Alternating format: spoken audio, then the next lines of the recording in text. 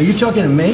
শিয়াল নিজের লেজ কেটে যখন বলে লেজ ছাড়াই নাকি দুনিয়া সুন্দর, তখন কি আর কেউ তার ফাঁদে পা দেয়?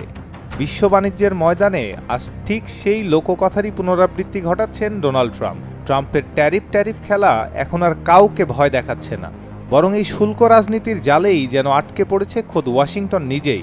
এক সময় যাকে বিশ্বের আর্থিক মোড়ল মানা হতো, তার কথায় এখন আর কেউ নিজের ব্যবসার লেজ কাটতে রাজি নয়। Are you talking to me?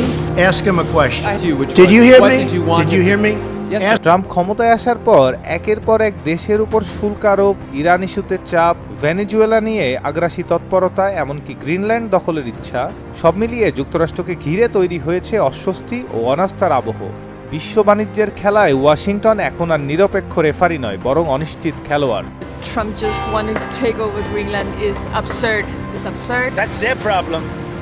That's their problem. I disagree with him. I don't know who he is, don't know anything about him, but that's going to be a big problem for him. Greenland ইস্যুতে ডেনমার্ককে যেভাবে কোণঠাসা করা হয়েছে, সেই তিক্ত অভিজ্ঞতাই ইউরোপীয় ইউনিয়নকে বাধ্য করেছে নতুন রাস্তা খুঁজতে। আর সেই রাস্তার নাম ভারত। ইউরোপীয় ইউনিয়ন কি তাহলে ভারতে ছুটছে? শুল্ক কমানো, বাজার সম্প্রসারণ, প্রযুক্তি ও বিনিয়োগ, সব মিলে ইউ ভারত ঘনিষ্ঠতা শুধু অর্থনৈতিক নয়, এটি রাজনৈতিক বার্তাও। In terms of 25% on Mexico and Canada because they're allowing.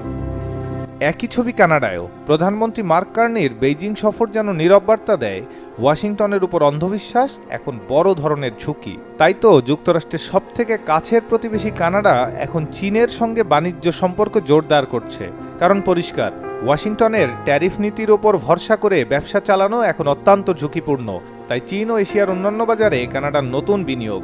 ট্রাম্পের শুল্ক নীতি বিশ্বকে শাসন করার কৌশল ছিল, কিন্তু ফল হয়েছে উল্টো। দেশগুলো এখন নিজেদের মধ্যে নতুন জোট, নতুন বাজার ও বিকল্প সরবরাহ চেইন গড়ে তুলেছে। Are you talking to me? Ask him a question. Which Did one? you hear What me? did you want Did you him to hear me? সব মিলিয়ে প্রশ্নটা এখন স্পষ্ট। ট্যারিফের ভয় দেখিয়ে ট্রাম্প কি পারবেন বিশ্বকে শেকলে বাঁধতে, নাকি কাটা লেজ নিয়ে শেয়ালের মতোই একঘরে হয়ে পড়বে এক সময়ের অপ্রতিদ্বন্দ্বী আমেরিকা?